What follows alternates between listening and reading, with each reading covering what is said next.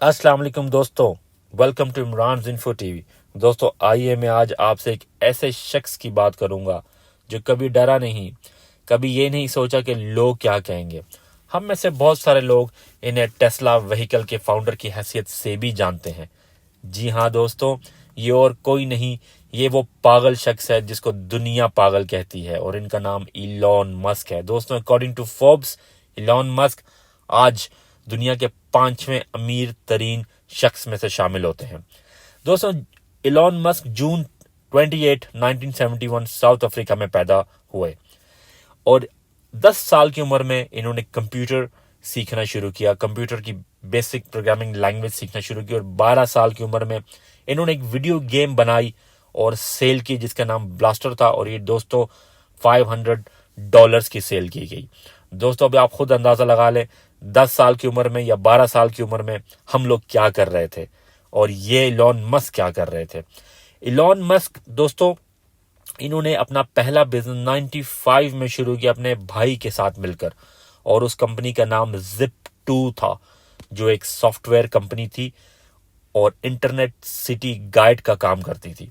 1999 में Zip2 cell कर दी गई कॉम्पैक्ट को दोस्तों $307 मिलियन कैश पे। जी हाँ दोस्तों, $307 मिलियन कैश पे। इलॉन मस्क को इससे 307 में से $22 मिलियन मिले जो उनका हिस्से के शेयर बनता था।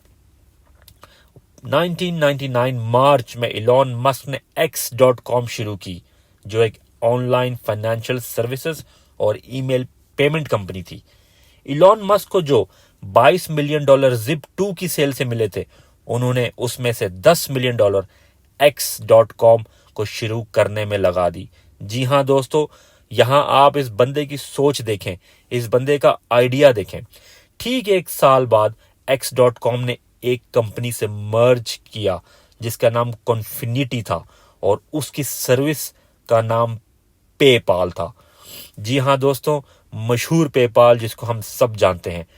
ठीक 2001 में कॉन्फिनिटी ने नेम चेंज करके पेपाल रख दिया और अक्टूबर 2002 में पेपाल को ईबे ने खरीद लिया $1.5 बिलियन में दोस्तों। जी हाँ दोस्तों, $1.5 बिलियन।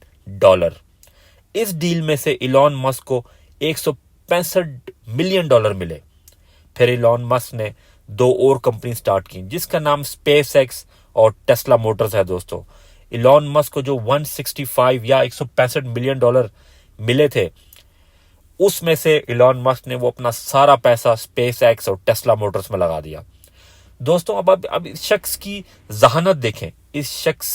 ये शख्स कहता है कि मैं दुनिया को फ्री वाईफाई दूंगा, दुनिया को हर जगह वाईफाई दूंगा, वहां भी वाईफाई दूंगा जहां पे वाईफाई का नामो निशान नहीं है। सस्ते रॉकेट्स बनाऊंगा दुनिया के लिए, लोगों के लिए स्पेस ट्रैवल इजी करूंगा। दोस्तों ये सब बातें बताने का मकसद ये है कि इस शख्स ने कभी हिम्मत नहीं हारी, कभी ये नहीं कहा या सोचा कि लोग क्या कहेंगे, मैं ये रिस्क लूं या ना लूं। हम में से आज बहुत सारे लोग रिस्क लेने से डरते हैं, सोचते ही रहते हैं कि क्या करें और सबसे बड़ी बुरी बात कि अगर कामयाब ना हुए तो क्या करेंगे।